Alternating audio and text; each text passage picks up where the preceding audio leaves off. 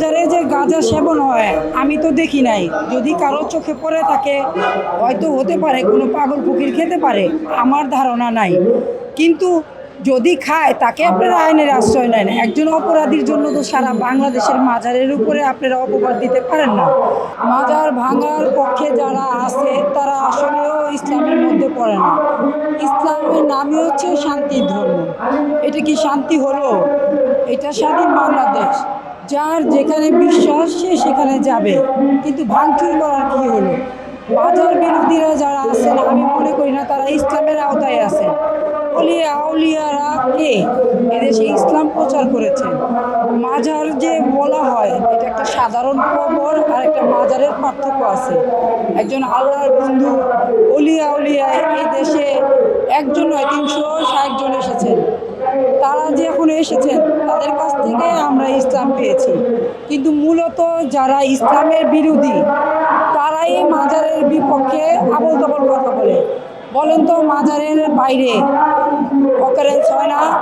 মাজারের ভিতরে কি অকারেন্স হয়েছে এই পর্যন্ত? আপনারা যারা এই চ্যানেলে কাজ করতেছেন, বিভিন্ন চ্যানেলের কাছে আমার প্রশ্ন, কি কি অপরাধ মাজারের সাথে পাইছেন?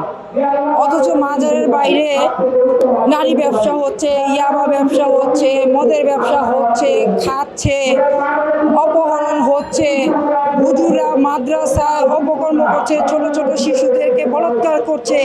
এগুলো নিয়ে তো আমরা কখনো দেখি নাই কোনো মসজিদ মাদ্রাসার ইমাম সাহেবরা বা মোল্লা মুন্সিরা ওলাম আলেমাগান এই সমাজের জ্ঞানীমানরা মিটিং করেছে, রাস্তায় নেমেছে, প্রতিবাদ করেছে।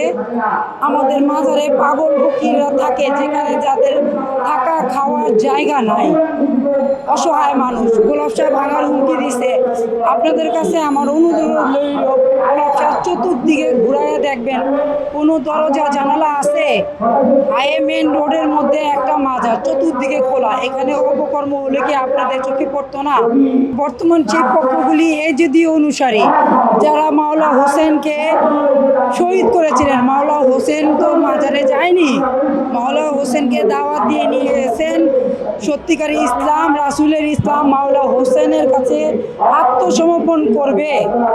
তারা মিথ্যা কথা বলে মাওলা হোসেনকে নিয়ে যেয়ে তার সব পরিবারে শহীদ করা হয়েছে। একজন মাওলা হোসেনের সৈনিক হিসাবে আমি বলবো, সেই দিন তো সে পরিবার নিয়ে 6 মাসের শিশু নিয়ে যুদ্ধ করতে যায়নি। তাদেরকে যে মিথ্যা কথা বলে শহীদ করা হয়েছে, তাদের নসল, তাদের অনুসারীরা এজিদি মুসলমানরা এখন পর্যন্ত এই বাংলার জমিনে আছে। তারাই বর্তমান মাজারের বিপক্ষে। মোহাম্মদী ইসলাম, পাক পাঞ্জাতন, আহলে বায়াত এগুলো ধরে রেখেছিলেন অলিয়া উলিয়ারাই এই বাংলার বুকে আমাদের কাছে। গাঁজা কি সাধারণ সমাজে খায় না? গাঁজার চেয়ে বাবা ইয়াবা খায় না, মদ খায় না, গাঞ্জা খায় না? এই সমাজে তো তারা পাগল না, তাদের ঘর বাড়ি নাই, তারা পাগল, তাদের আইনের আশ্রয় নেন যারা খায়। আমরা গাঁজার পক্ষে না, কিন্তু যারা এই অসভ্য আচরণ করতেছে, গাঁজা বেচতেছে, খাইতেছে, এই ব্যবসায়ীদেরকে বন্ধ করেন। আপনারা সরকারের চাইলে সব সম্ভব। পাগলরা তো বিক্রি করছে না। এই সমাজে যারা বিত্তবানরা তারাই ইয়াবা, মদ, গাঁজা এগুলোর সাথে, নারী ব্যবসায়ীর সাথে, বিভিন্ন বারের সাথে যুক্ত। তাদের বিরুদ্ধে তো আমরা কখনো দেখি না কোনো মোল্লা মুন্সিদেরকে মিটিং মিছিল করতে, কোনো ইসলামের মানুষ পথে নামেছে। তো এদেরকে কথা বলতে আপনাদের ভয় লাগে?